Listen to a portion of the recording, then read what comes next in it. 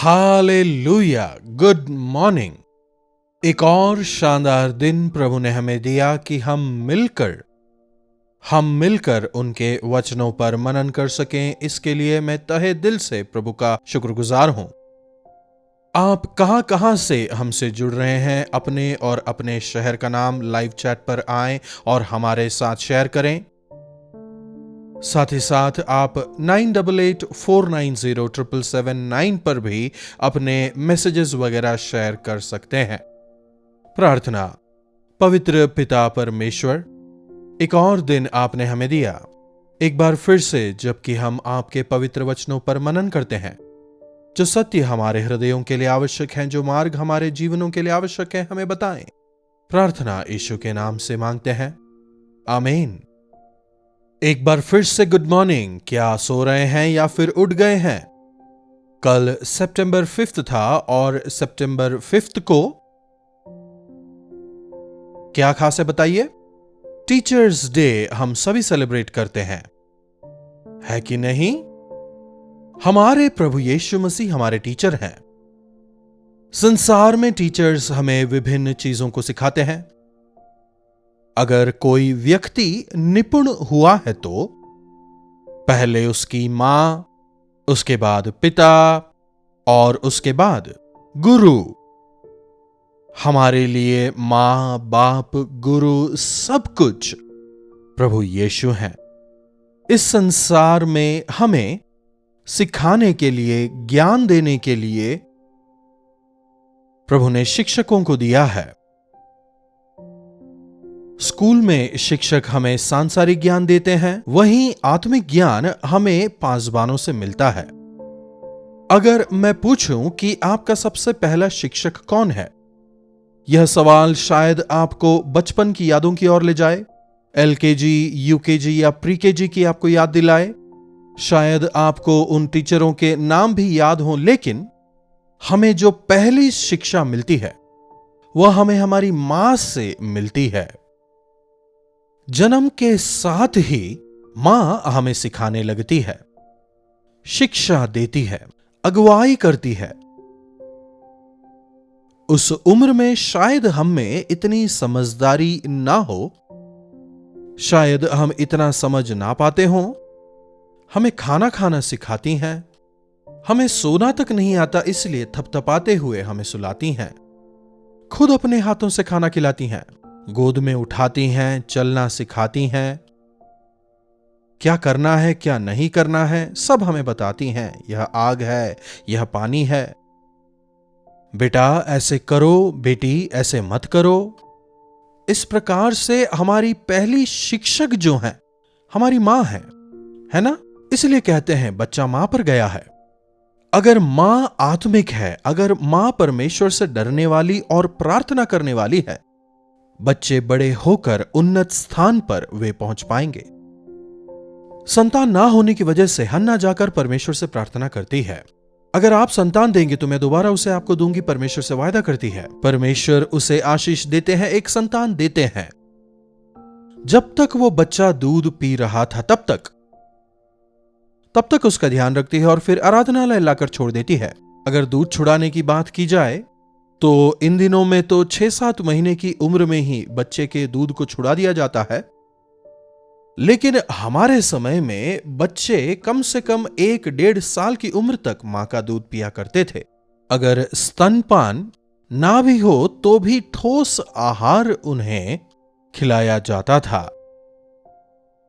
शायद उस बालक की उम्र 3-4 साल की रही होगी, उसे लाकर आराधनालय में छोड़ दिया। बच्चों को जब हम प्री केजी या एलकेजी या नर्सरी वगैरह में जब स्कूल में छोड़ने जाते हैं, जोर जोर से वे रोते हैं, मुझे मम्मी के साथ जाना है, मम्मी के साथ जाना है। लेकिन यहां देखिए, जब शमूएल को लाकर आराधनालय में छोड़ा जाता है, बेटा अब तुझे यहीं रहकर के सेवा करनी है, हमने तुझे परमेश्वर को समर्पित किया है, यह उनका आराधनालय है। वहां आकर नहीं कहा जब वो दूध पीता बच्चा था। दूध पीते बच्चों को ही हमें सिखाना है। जन्म के साथ ही उस बच्चे को यह कह कहकर उसे बड़ा किया था, यह कह कहकर उसे दूध पिलाया था। इसलिए बालक शमूएल परमेश्वर के आराधनालय में सेवा करता था। वचन में हम देखते हैं वो बच्चा किसी स्कूल को नहीं गया था, परमेश्वर की भक्ति सीखी, परमेश्वर के भय को सीखा। परमेश्वर के आराधनालय में शमूएल बालक को एक गुरु मिलता है, एक शिक्षक मिलता है, एली याजक। परमेश्वर का मंदिर उसके लिए पाठशाला बन गया। मंदिर में रहते हुए, याजक के साथ में रहते हुए मुझे ऐसा बनना है उसने नहीं सोचा, या याजक के लड़कों को देखकर मुझे ऐसा बनना है नहीं सोचा, लेकिन परमेश्वर उसके टीचर बने। छुटपन में ही परमेश्वर ने शमूएल को बुलाया, शमूएल शमूएल, और परमेश्वर उसे सिखाते हैं। इसलिए शमूएल जब बड़ा होता है, उसके जीवन में ऐसी कोई घटना नहीं जहां वो नाकामयाब होता है, इस्राएल का भविष्यवक्ता बनता है। यकीनन हमें अपनी माओं के प्रति कृतज्ञ होना चाहिए। टीचर्स डे तो साल में केवल एक ही दिन आता है, लेकिन हमें माओं को, उनकी शिक्षाओं को हर रोज याद करना है। नीति वचन की पुस्तक 1 अध्याय 8वीं आयत देखिए। हे मेरे पुत्र, अपने पिता की शिक्षा पर कान लगा और अपनी माता की शिक्षा को ना तज।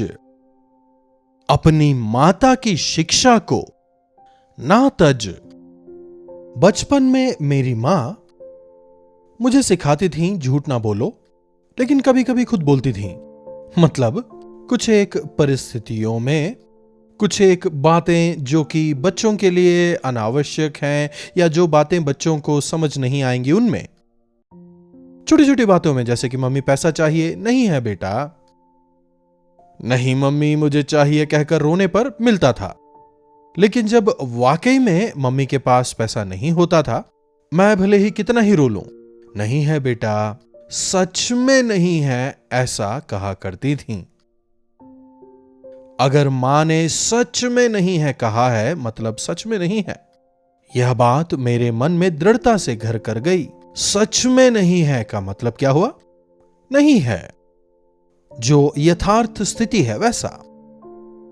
डीएल मूडी कहते हैं, अगर मेरे मां की जैसी मां सबकी मां होती, क्राइम नहीं होते, पुलिस स्टेशंस वगैरह नहीं होंगे, कोर्ट नहीं होंगे, जरूरत ही नहीं पड़ेगी, क्योंकि मां बचपन में ही हमें अनुशासन सिखा देंगी।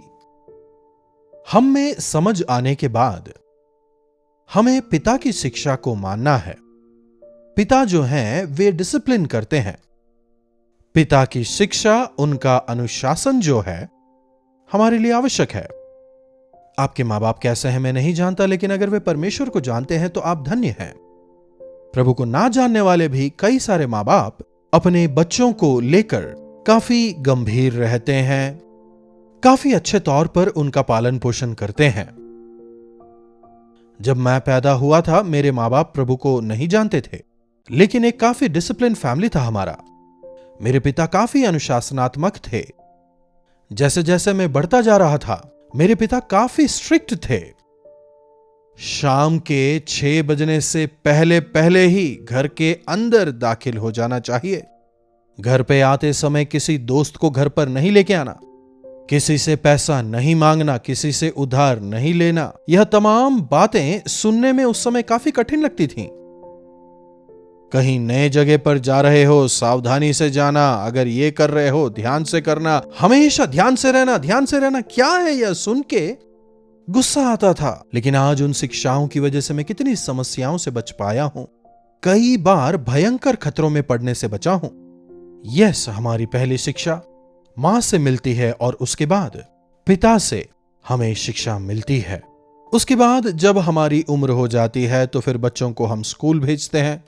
विभिन्न विषयों को हमें पढ़ना है, इसलिए हम बच्चों को स्कूल भेजते हैं और स्कूल में टीचर्स होते हैं। यह टीचर्स हमें कई विषयों को सिखाने वाले होते हैं। हां, आजकल अच्छे टीचरों की कमी बहुत नजर आती है। टीचर का मतलब क्या होता है? गुरु। गुरु का मतलब वो खुद करता है फिर हमें सिखाता है।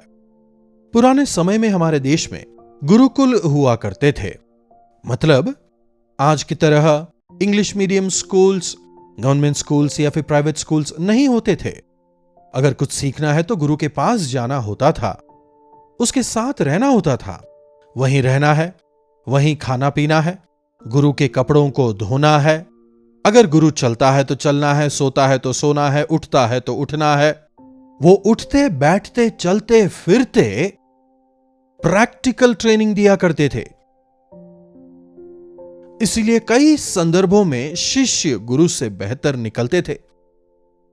लेकिन आज क्या ऐसा संभव है? आजकल टीचर्स आधे घंटे 45 मिनट का एक पीरियड होता है, आते हैं, सिखाते हैं, जाते हैं। फिर दूसरे आते हैं, वो अपना सब्जेक्ट पढ़ाते हैं और फिर वो भी चले जाते हैं। लेकिन इतने कम समय के बावजूद भी कई ऐसे अच्छे टीचर्स हैं जो बच्चे के लक्षणों को, उसके गुणों को पहचान कर उसे ट्रेनिंग देकर, डेवलप कर कर उन्नत स्थानों तक पहुंचाते हैं। ऐसे टीचरों को हमारा प्रणाम। श्री सर्वेपल्ली राधाकृष्णा, इनके जन्मदिन के उपलक्ष्य पर हम टीचर्स डे मनाते हैं। वे एक बेहतरीन टीचर थे। उन्होंने कई पुस्तकें पढ़ी हैं, बाइबल भी पढ़ा है। इतना ज्ञान हासिल करने के बाद जानते हैं वे क्या कहते हैं? इतने सारे गुरु हैं, लेकिन यीशु की तरह जीकर दिखाने वाले अद्वितीय और प्रबुद्ध गुरु यीशु के अलावा और कोई नहीं। जी हां, वास्तविक गुरु हमारे प्रभु यीशु मसीह ही हैं। एक बार मत्ती रचित सुसमाचार उसका 23वां अध्याय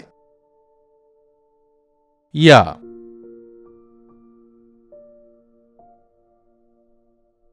9वीं आयत से पढ़ रहा हूं। और पृथ्वी पर किसी को अपना पिता ना कहना, क्योंकि तुम्हारा एक ही पिता है जो स्वर्ग में है, और ना ही गुरु कहना, क्योंकि तुम्हारा एक ही गुरु है, अर्थात यीशु मसीह। हालेलुया! केवल मसीह यीशु ही हमारे गुरु हैं। हम प्रचारक भी केवल मसीह की शिक्षा का ही प्रचार करते हैं। आज के प्रचारक, चाहे बिशप्स हों, फादर्स हों, रेवरेंड्स हों, अपोस्टल्स हों या फिर प्रॉफिट्स हों, यह वचन जो हम सुनाते हैं यह हमारे वचन नहीं है। वास्तविक प्रचार चाहे कोई भी करे, चाहे कोई भी प्रचारक हो, उनका प्रचार आवश्यक है कि वे पवित्र बाइबल के अनुसार हों, और वे वचन परमेश्वर के वचन हैं जो पवित्र आत्मा की प्रेरणा से लिखे गए हैं। और प्रभु यीशु कहते हैं, मैं व्यवस्था को तोड़ने नहीं, लेकिन उसे पूरा करने के लिए आया हूं। कई गुरुओं को अगर आज हम देखें, वे कहने में माहिर हैं, लेकिन उनका पालन वे कर नहीं पाते।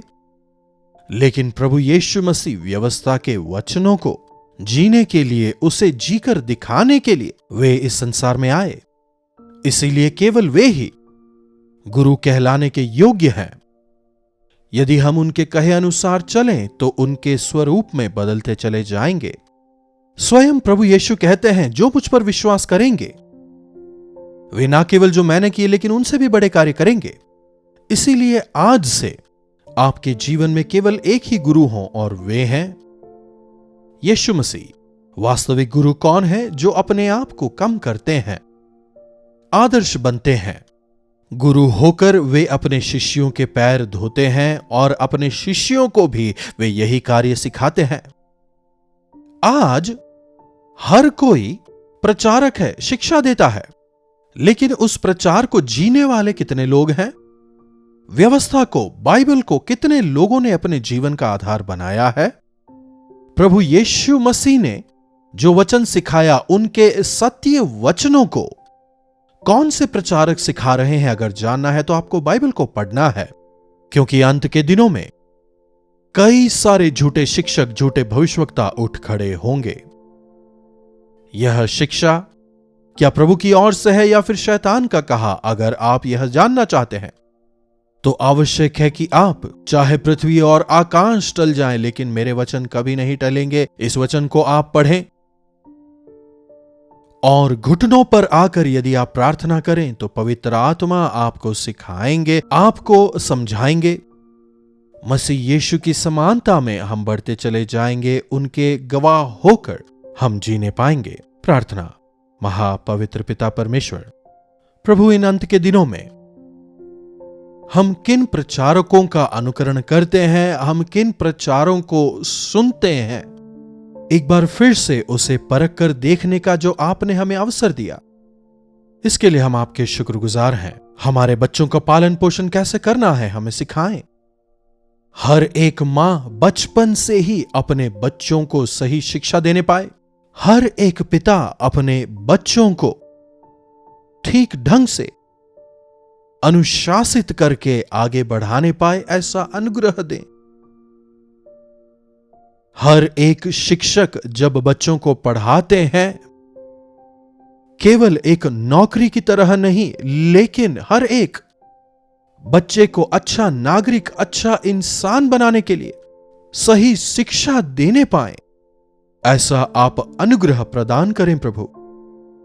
प्रभु, मां बाप से बढ़कर, हमारे सांसारिक गुरुओं से बढ़कर आप हमारे सर्वश्रेष्ठ गुरु हैं प्रभु। आपके चरणों में बैठकर आपसे सीखने वाले और वचन के अनुसार जीकर आपको महिमा देने वाले हम लोग हो जाएं। प्रार्थना यीशु के नाम से मांगते हैं, आमीन। अब हमारे पिता परमेश्वर का प्रेम, प्रभु यीशु मसीह का अनुग्रह, पवित्र आत्मा की संगति और सहभागिता हम में से प्रत्येक के साथ आज, कल और सर्वदा बनी रहे। आमीन। प्रभु की महिमा हो। आप हमारे साथ कहां से जुड़ रहे हैं, अपने और अपने शहर का नाम लाइव चैट पर आकर हमें बताएं। अपने प्रार्थना विषयों को आप 9884907779 पर व्हाट्सएप या फिर वॉइस मैसेज द्वारा भेज सकते हैं। हम अवश्य आपके लिए प्रार्थना करेंगे। प्रभु आप सबों को आशीष दें। कल्वरी दर्शन, ये है प्रेम के दर्शन, यीशु प्रेम के दर्शन।